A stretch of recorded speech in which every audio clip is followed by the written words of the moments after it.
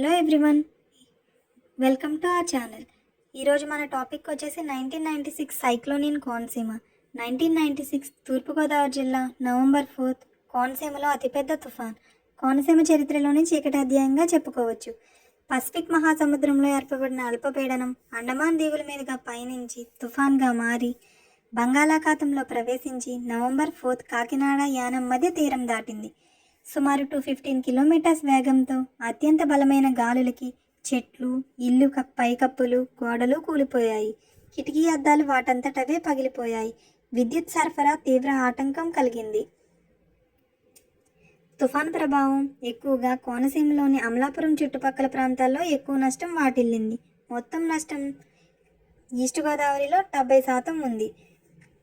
కాకినాడ సమీపంలో 2 గ్రామాలు భైరవపాలెం, బలిస్తిప్ప పూర్తిగా ధ్వంసమయ్యాయి. అత్యధిక వర్షపాతం అమలాపురంలో నమోదైంది.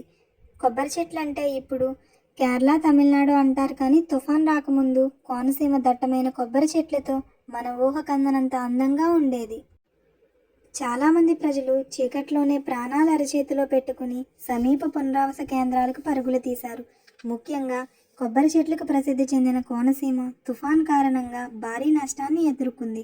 తుఫాన్ తర్వాత కోనసీమకి చాలా రోజుల పాటు బాహ్య ప్రపంచంతో సంబంధాలు తెగిపోయాయి. వేల ఎకరాల పంట నీట మునిగింది. ఇదండి కోనసీమ చరిత్రలోనే భయంకరమైన రోజు. ఈ వీడియో కనుక మీకు నచ్చినట్లయితే లైక్ చేయండి, షేర్ చేయండి. Thank you.